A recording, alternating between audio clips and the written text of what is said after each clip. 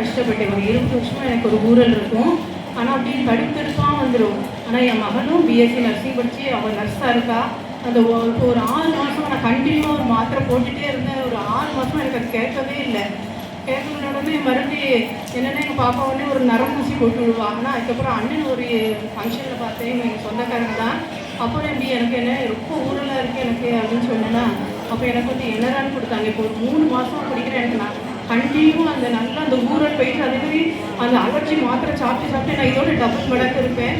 அதேமாதிரி நானும் ஜீசஸ் ரெடிம்ஸில் ஒரு வேலை பார்க்குறேன். அங்கே என் கூட எல்லாம் நான் ஒரு கான்டாக்டில் அப்போ எல்லாம் நாங்கள் லேடிஸ் தான் இருப்போம். அக்கா என்ன நீங்கள் எப்போ பார்த்தாலும் சொரிஞ்சிட்டே இருக்கேன். ரொம்ப ஒரு மாதிரி கிடக்குலைங்க. யூடியூப்லாம் பார்த்து ஒன்றுனா சொல்கிறேன். எத்தனையோ மருந்து சாப்பிட்டு எனக்கு கேட்கவே இல்லை. அக்கா இதை சாப்பிட்டு பாருங்க அப்படிலாம் சொல்லுங்க.